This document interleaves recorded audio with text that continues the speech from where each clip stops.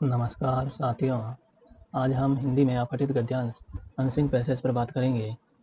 अपठित क्या होता है? जो पहले पढ़ा गया न हो उसे अपठित कहते हैं। तो अपठित गद्यांश को हल करते समय कौन से ट्रिक्स और टिप्स को अपनाना है उस पर हम बात करेंगे, ताकि आप पूरे में से पूरे मार्क्स प्राप्त कर सको। तो इसमें पहली बात, आपको पढ़ने की आदत बनानी पड़ेगी। रीडिंग हैबिट्स को डेवलप करना पड़ेगा, इंक्रीज करना पड़ेगा।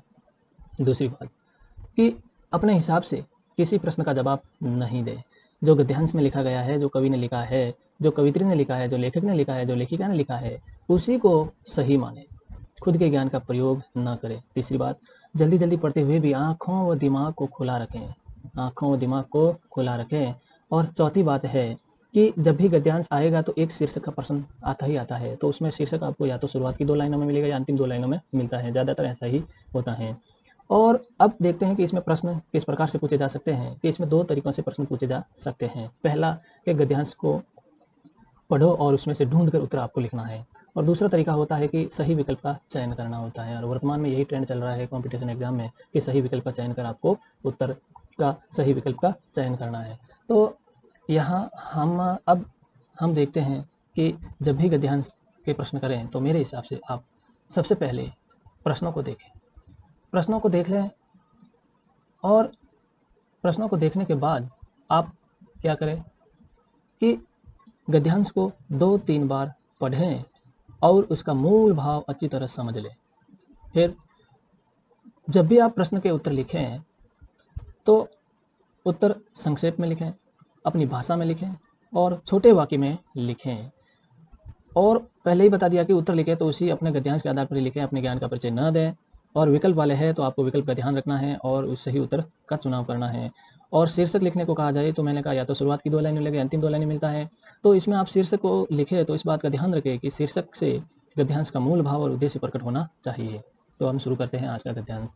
निम्नलिखित गद्यांश को ध्यानपूर्वक पढ़कर प्रश्नों के उत्तर दीजिए। देखो, जीवन की सच्ची प्रगति स्वावलंबन के द्वारा ही संभव है। यदि हमारे मन में अपना कार्य करने का उत्साह नहीं है, अपने ऊपर विश्वास नहीं है, आलस्य ने हमारी कार्य शक्ति को पंगु बना दिया है, तो फिर कैसे हमारे जीवन के कार्य पूरे हो सकेंगे।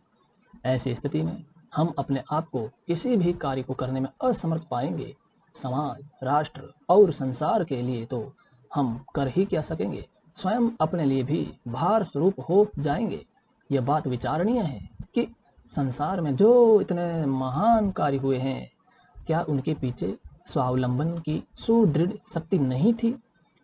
यदि परावलंबी पुरुषों की भांति सभी हाथ पर हाथ धरे बैठे रहते, अकर्मण्यता, आलस्य और दूसरों के सहारे जीने की भावना लिए रहते, तो मानव समाज की इतनी प्रगति क्या संभव थी? इसीलिए तो संसार के सभी महापुरुष स्वावलंबन के पुजारी थे। अपने हाथों से ही उन्होंने अपने महान जीवन का द्वार खोला था। अब्राहम लिंकन, महात्मा गांधी, ईश्वर चंद्र विद्यासागर आदि महापुरुषों से कौन अपरिचित है।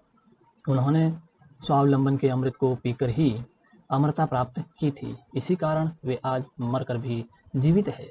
तो दोस्तों, आप अगर ये समझ में नहीं आए तो इसको एक बार और वीडियो पॉज करके देख सकते हो। अब हम देखते हैं कि पहले प्रश्न पर आते हैं। पहला प्रश्न क्या है कि उपर्युक्त गद्यांश का शीर्षक होगा। तो हम देखते हैं, ऑप्शन पढ़ते हैं, विकल्प देखते हैं। परावलंबन, आलस्य, अकर्मण्यता, स्वावलंबन। तो देखिए दोस्तों, इसमें मूल भाव क्या है। मैंने कहा था आपको शीर्षक पहली या दूसरी लाइन में या अंतिम 2 लाइन मिलता है। तो यहाँ पर देखिए, यहाँ लिखा हुआ है पहली लाइन में ही स्वावलंबन, और देखो यहाँ पर अंतिम लाइन में भी यहाँ लिखा हुआ है स्वावलंबन, और यहाँ पर भी है स्वावलंबन। और मूल रूप से इसका भाव यही है कि व्यक्ति क्या बने, स्वावलंबी बने, आत्मनिर्भर बने। तो उपयुक्त गद्यांश का शीर्षक होगा स्वावलंबन। दूसरा प्रश्न, मानव समाज की प्रगति असंभव हो जाती है अकर्मण्यता, आलस्य और परावलंबन से, महान जीवन का द्वार खोलने से, विश्वास और उत्साह से, कर्मण्यता, साहस और स्वावलंबन से।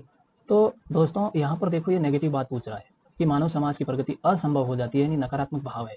तो 3 तो इसमें ऑप्शन ही ऐसे हैं कि सब तीनों सकारात्मक हैं। नकारात्मक इसी में लिखा गया है, अकर्मण्यता, आलस्य और परावलंबन से। तो सही विकल्प अपना 1 नंबर हो जाएगा कि अकर्मण्यता, आलस्य और परावलंबन से मानव समाज की प्रगति असंभव हो जाती है। तो यहाँ पर भी लिखो, देखो अकर्मण्यता, आलस्य, दूसरों के सहारे जीने की भावना, यही क्या होती है? परावलंबन। लिए रहते तो मानव समाज की इतनी प्रगति क्या संभव थी? मतलब संभव नहीं थी। तो यही बात पूछ रहा है और ये यहाँ इसका भाव ये है। अब देखते हैं तीसरे प्रश्न की बात करते हैं कि अब्राहम लिंकन, महात्मा गांधी, ईश्वर चंद्र विद्यासागर आदि पंक्तियों में कौन से विराम चिन्ह का प्रयोग हुआ है? तो इसमें कौन सा विराम चिन्ह का प्रयोग हुआ है? तो देखो, एक तो यहाँ हुआ है और एक यहाँ पर हुआ है। विराम चिन्ह का मतलब होता है रुकने का संकेत होता है। तो ये पता है आपको, ये कौन सा है? अल्प विराम है। कैसा है? अल्प विराम। इसमें आपको ऊपर जाने की जरूरत ही नहीं है। अगर पता है कि ये चिन्ह किसका है तो आप सीधा उसका टिक कर सकते हैं, अल्प विराम। फिर देखो चौथा सवाल, स्वावलंबन का संधि विच्छेद होगा। मतलब इस स्वावलंबन को आपको दो भागों में बांटना है।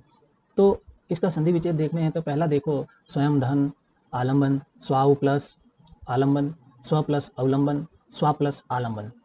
तो यहाँ जो पीछे लिखा है इसका इससे प्रश्न से कोई मतलब नहीं है, ये बात में बात करेंगे अपन। तो स्वावलंबन का संधि विच्छेद दोस्तों आपके हिसाब से कौन सा होगा, बताओ। हाँ तो देखो, स्वावलंबन का स्व प्लस अवलंबन होगा, स्व प्लस अवलंबन, यानी स्वधन अवलंबन इसका सही संधि विच्छेद होगा। अब यहाँ देखो, दो पीछे लिखे हैं स्वाध्याय और स्वार्थ, स्वाध्याय और स्वार्थ। तो स्वधन अध्याय आप खुद ही अपने आप पढ़ाई करो, ये होता है स्वाध्याय। तो आपको अपठित में भी क्या करना होता है? स्वाध्याय करना होता है, खुद ही पढ़ना है, खुद ही समझना है। तो स्वधन अध्याय और स्वार्थ, स्व प्लस अर्थ मतलब खुद के लिए। तो स्व से संबंधित ये दो और उदाहरण थे, इसलिए मैंने साथ में ही लिख दिए। पांचवा सवाल देखो, हमारी कार्यशक्ति को किसने पंगु बना दिया है? साहस ने, आलस्य ने, स्वावलंबन ने, उत्साह ने। तो देखो यहाँ ऊपर जाओ, पंगु बना दिया। तो एक शब्द पकड़ो, पंगु कहाँ लिखा गया है? तो यहाँ पर देखो कि कहाँ गया, यहाँ देखो, कार्यशक्ति को पंगु बना दिया है। किसने बना दिया है? आलस्य ने हमारी कार्यशक्ति को पंगु बना दिया, सीधा सीधा लिखा गया है। तो ये देखो यहाँ पर, इसमें राइट ऑप्शन क्या होगा? आलस्य ने। धन्यवाद दोस्तों, जय हिंद, जय भारत।